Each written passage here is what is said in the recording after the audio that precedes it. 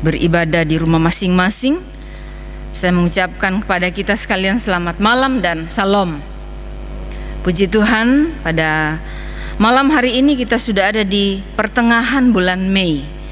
Kita ada di tanggal 15 bulan Mei.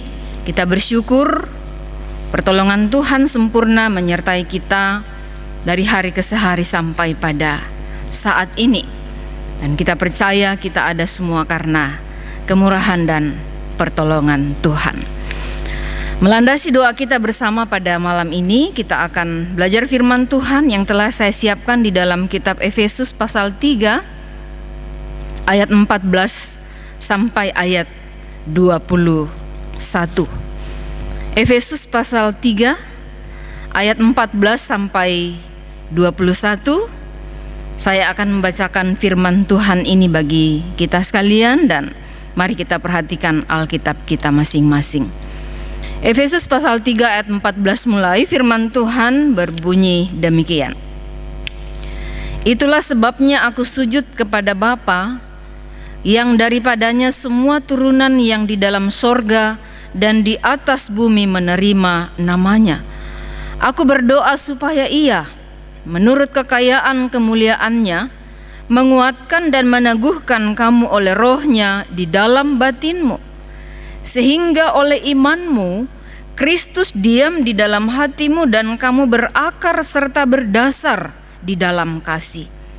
Aku berdoa supaya kamu bersama-sama dengan segala orang kudus dapat memahami betapa lebarnya dan panjangnya dan tingginya dan dalamnya kasih Kristus, dan dapat mengenal kasih itu sekalipun ia melampaui segala pengetahuan. Aku berdoa supaya kamu dipenuhi di dalam seluruh kepenuhan Allah. Bagi Dialah yang dapat melakukan jauh lebih banyak daripada yang kita doakan atau pikirkan, seperti yang ternyata dari kuasa yang bekerja di dalam kita. Bagi Dialah kemuliaan di dalam jemaat dan di dalam Kristus Yesus turun-temurun sampai selama-lamanya. Amin. Demikianlah firman Tuhan yang saya bacakan bagi kita sekalian melandasi doa kita bersama-sama pada malam hari ini. Bapak Ibu jemaat yang terkasih, kita belajar dengan satu tema melalui pembacaan kita saat ini, prioritas ketika berdoa. Jemaat yang terkasih, tentunya sebagai umat Tuhan, kita semua mengerti, kita semua tahu bahwa berdoa itu berarti berbicara kepada Tuhan.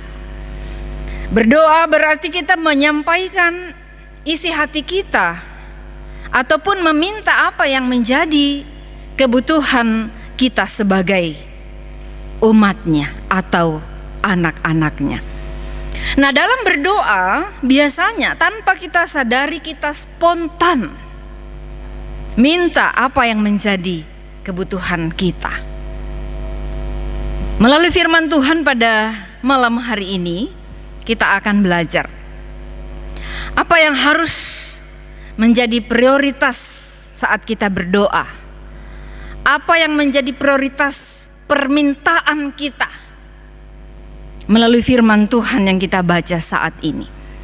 Di dalam pembacaan kita, prioritas yang pertama tatkala kita berdoa sesuai dengan konteks pembacaan kita ini, kita minta supaya iman kita dikuatkan oleh Roh Kudus.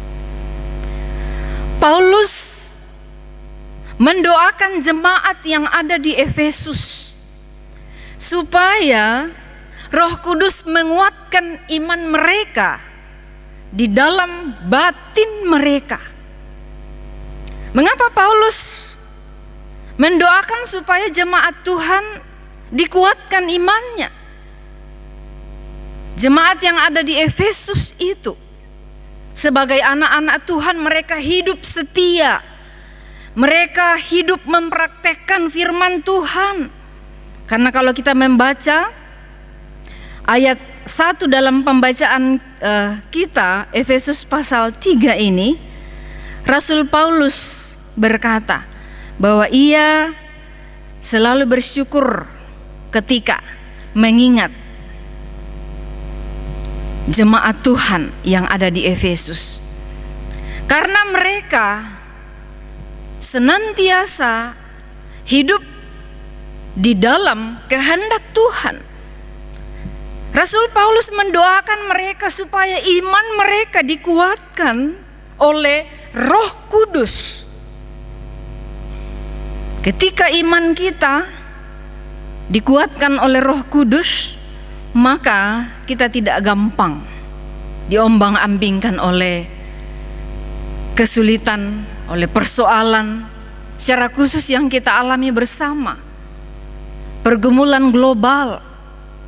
Semua anak-anak Tuhan, masyarakat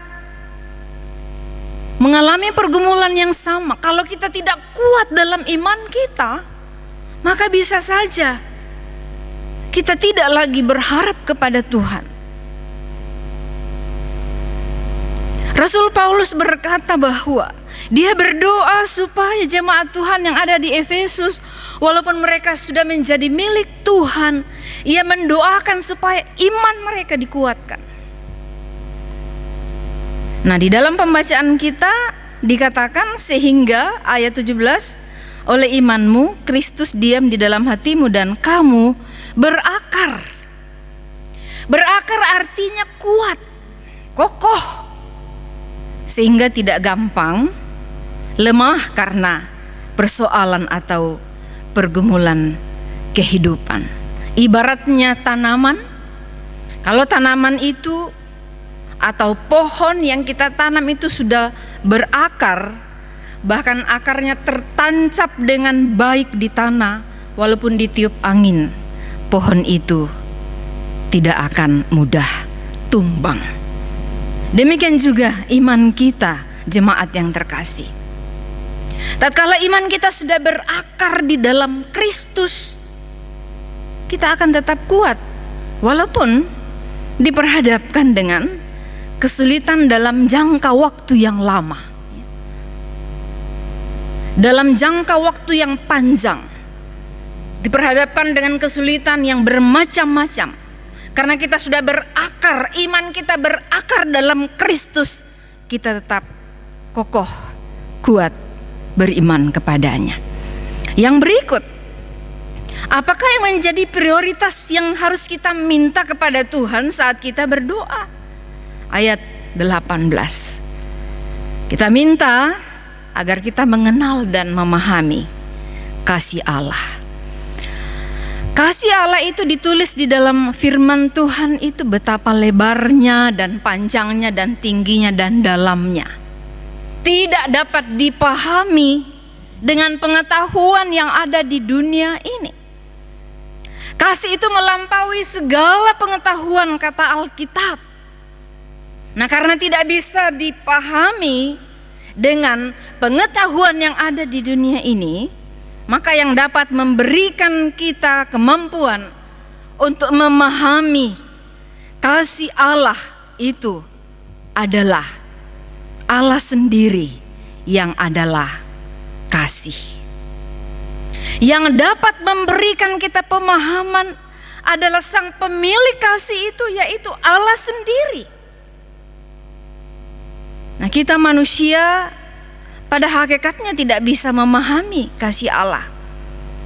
Kasih Allah yang kita alami, yang kita sudah nikmati pada hari-hari yang lalu, bahkan sampai hari ini, membuat kita berkata betapa besarnya kasih Allah dalam hidup kita. Tetapi sesungguhnya itu belum apa-apa dibandingkan dengan kasih yang sesungguhnya yang ada pada Allah. Nah, jemaat yang terkasih, supaya kita bisa memahami kasih kita, kita harus memiliki kehidupan doa yang sehat, yaitu terus-menerus berdoa. Doa itu harus terus-menerus dilakukan. Jangan nanti ada himbauan untuk berdoa, baru kita berdoa, keliru. Sebagai anak-anak Tuhan, Dia mau supaya kita selalu datang kepadanya. Marilah kita bangun kehidupan doa secara pribadi, secara keluarga, kehidupan doa yang sehat, supaya kita semakin mengenal, kita semakin memahami kasih Allah itu, yang tidak bisa kita dapatkan dengan pengetahuan yang ada di dunia ini. Hanya Allah lah yang akan memberikan kita pemahaman, dan itu dapat kita mengerti tatkala kita punya kehidupan doa yang sehat. Doa itu ibaratnya kita memberikan makan kepada tubuh jasmani kita, harus teratur supaya sehat. Nah, kalau kehidupan doa Senin Kamis kadang berdoa kadang tidak, bagaimana kita bisa memahami kasih Allah yang firman Tuhan berkata betapa dalamnya, lebarnya, panjangnya dan tingginya kasih Allah itu. Memahami kasih Allah dengan benar memampukan kita untuk selalu bersyukur akan apa yang Tuhan sudah berikan kepada kita sampai hari ini, walaupun dalam keadaan yang sulit. Memahami kasih Allah yang begitu dalam itu akan membuat kita selalu bersyukur, memampukan kita melihat hal yang positif di tengah-tengah keadaan yang negatif saat ini.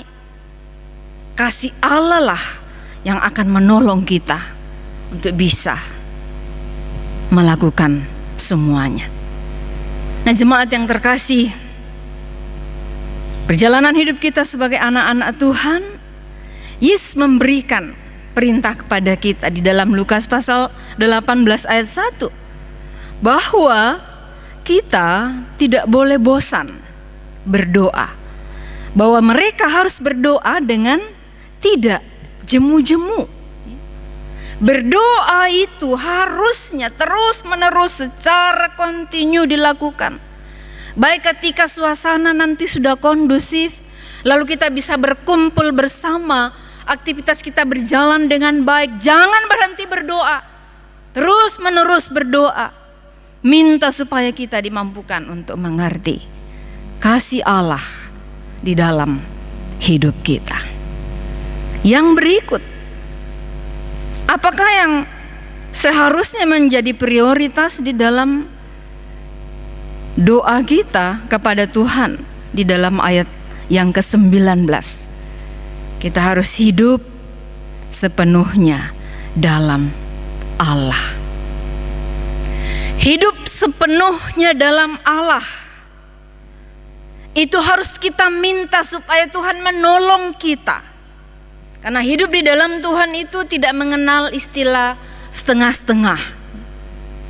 Hidup di dalam Allah itu harus sepenuhnya.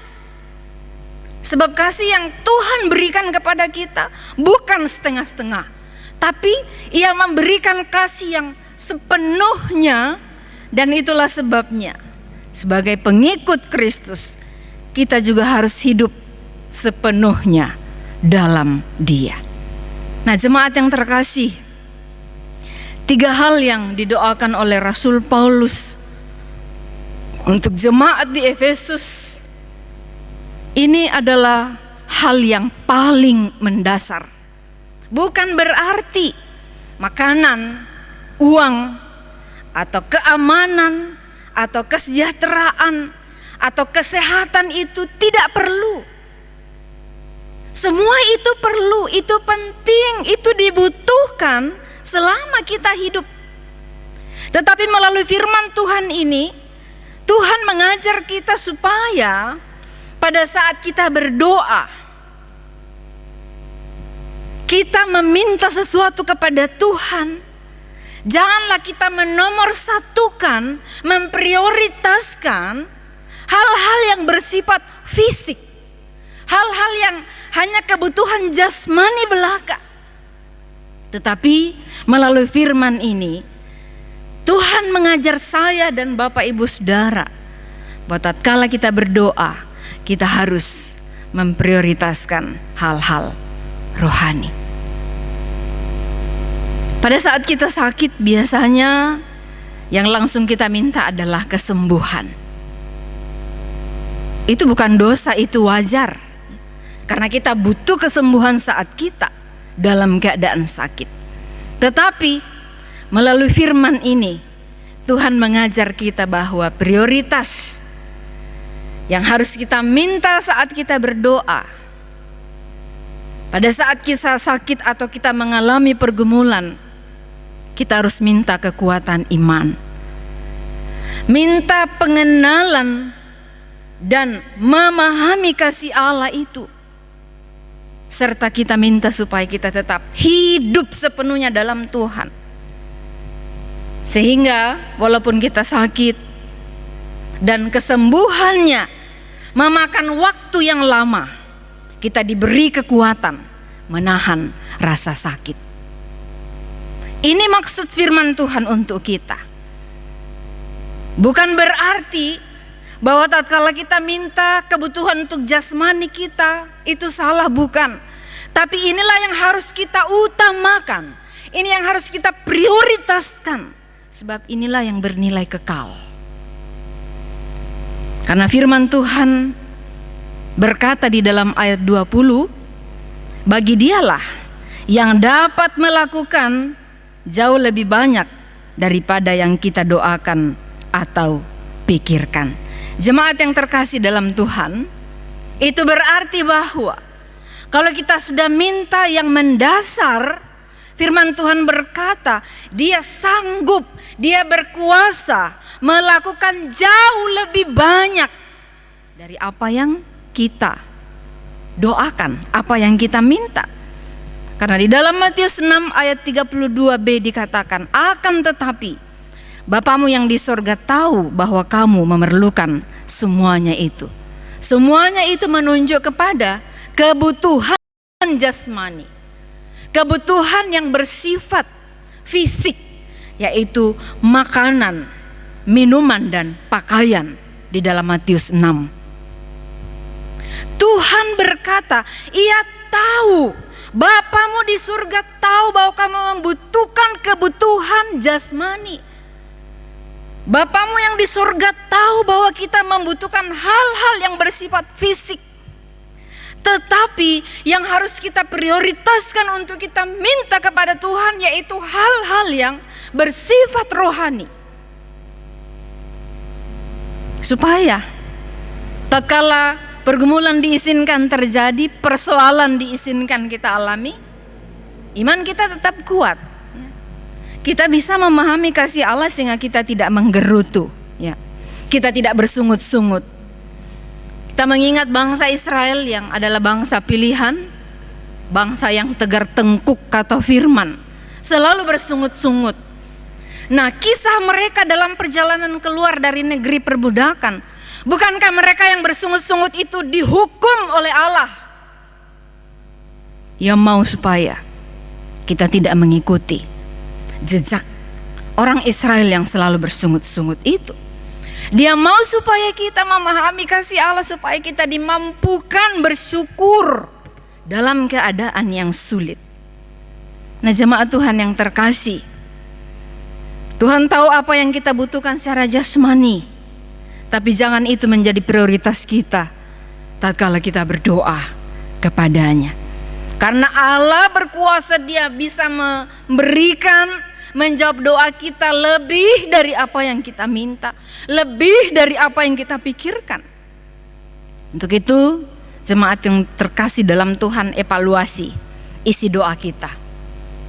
Mana yang lebih banyak kita minta? Apakah untuk kebutuhan jasmani kita, ataukah pertumbuhan iman kita? Perkara-perkara rohani. Tatkala mempersiapkan firman ini, saya ditegur oleh Tuhan. Sepertinya doa saya lebih banyak minta perkara yang ada di dunia ini. Padahal ternyata firman Tuhan mengajar kita bahwa Tuhan jauh bisa melakukan lebih banyak dari apa yang kita minta. Asal kita sudah minta yang mendasar yaitu perkara-perkara rohani, maka perkara jasmani akan ditambahkan kepada kita. Untuk itu jemaat Tuhan yang terkasih, dalam situasi yang kita alami ini, marilah saat kita berdoa, apakah itu secara pribadi maupun dalam rumah tangga kita, mari kita prioritaskan perkara rohani, maka perkara jasmani akan ditambahkan Tuhan kepada kita. Kiranya Tuhan menguatkan kita, Tuhan menolong kita untuk memperbaiki apa yang menjadi prioritas doa kita kepadanya. Amin. Mari kita berdoa. Ya Bapa di sorga, kami bersyukur kepadamu pada malam ini. Engkau sudah menolong dan memberkati kami. Kami telah belajar firman Tuhan yang menasihati kami Tuhan, supaya kembali kami mengevaluasi permohonan kami kepadamu. Kalau selama ini yang kami minta lebih banyak bersifat hal-hal fisik atau kebutuhan-kebutuhan jasmani, jar kami Tuhan melalui firman-Mu yang telah kami pelajari, mampukan kami untuk memprioritaskan perkara rohani di dalam hidup ini. Tolong kami Tuhan untuk tetap setia berdoa, tekun berdoa, bukan hanya saat kami membutuhkan pertolongan-Mu, tapi dalam keadaan apapun, di situasi apapun, dimanapun kami berada, ajar kami untuk setia berdoa kepada Tuhan. Kuatkan seluruh jemaat-Mu di tempat mereka masing-masing. Tuhan tahu dan mengenal kondisi mereka. Biarlah mereka semakin dikuatkan oleh Tuhan. Tengah-tengah situasi yang ada, yang membuat kami tidak bisa berkumpul di gedung gereja, kami percaya Tuhan tetap memberkati dan menguatkan seluruh jemaat Tuhan. Terima kasih Tuhan. Lanjut ibadah kami pada malam hari ini, kami serahkan kepadamu. Engkau menolong dan memberkati kami. Demi nama Yesus Kristus yang telah bangkit dari antara orang mati, kami datang berdoa.